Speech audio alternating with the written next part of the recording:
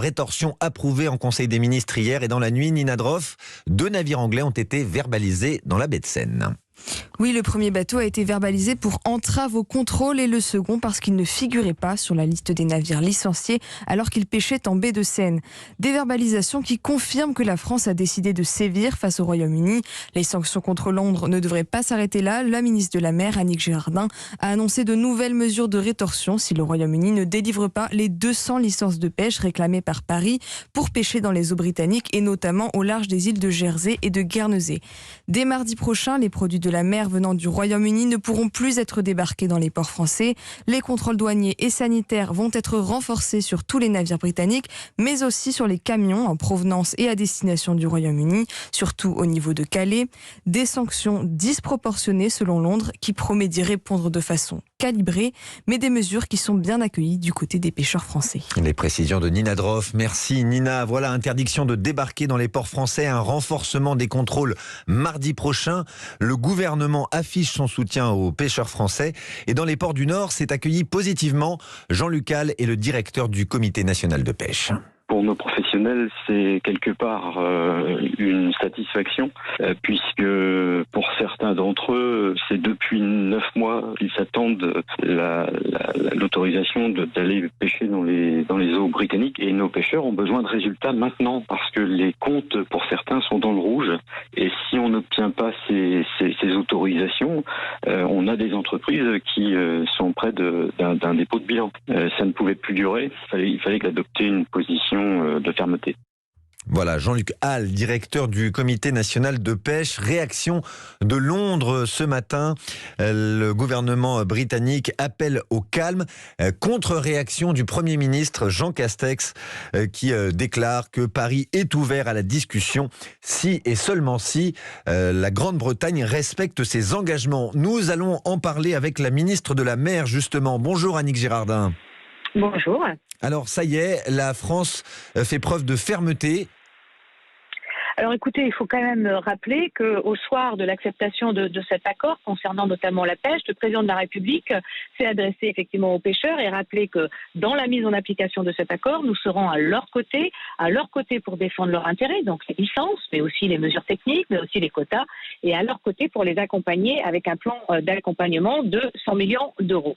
Depuis 9 mois, avec Clément Beaune, lui à Bruxelles, moi effectivement à Paris, nous travaillons avec les professionnels, avec les élus de tous les territoires, puisqu'il y a une forte solidarité pour démontrer l'antériorité sur les différentes licences et obtenir les licences du côté britannique, à savoir des licences dans les 6-12 000, ça concerne les Hauts-de-France, les licences dans la baie de Granville, ça concerne la Normandie et la Bretagne, avec Jersey et Guernesey.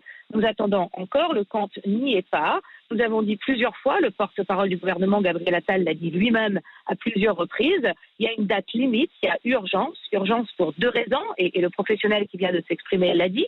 Urgence parce qu'il y a des gens qui, depuis 9 mois, ne peuvent pas aller pêcher, il y a 72 navires qui ne peuvent pas aller aujourd'hui dans les 6-12 000.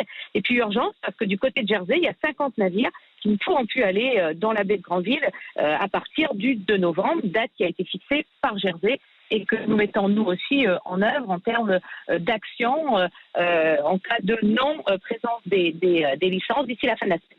Madame la ministre, le chef du gouvernement laisse la porte ouverte à des discussions. S'il n'y a pas d'accord d'ici mardi prochain, le 2 novembre, que va-t-il se passer concrètement ? Paris va se montrer encore plus ferme cette fois ? Alors le Premier ministre, bien entendu, dans les heures qui viennent, doit écrire, bien entendu, à la Commission. Je rappelle que c'est un accord signé entre le Royaume-Uni et la Commission pour demander à la présidente, Ursula von der Leyen, de réunir le Conseil de partenariat. C'est quelque part la gouvernance de cet accord.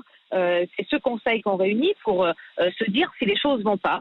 Et on aura l'occasion à cette réunion de dire que nous estimons que le Royaume-Uni n'est pas n'assume pas aujourd'hui sa signature. Nous sommes 11 pays européens pêcheurs pour effectivement dire à la Commission que le Royaume-Uni ne respecte pas sa signature. Mais pourtant, côté britannique, on avance le chiffre de 98% de licences accordées aux pêcheurs européens. Je crois que vous démentez ce chiffre, Madame la Ministre. Ce chiffre est faux. faux. Hein. Il est faux. C'est pas 98%, c'est 90,3%.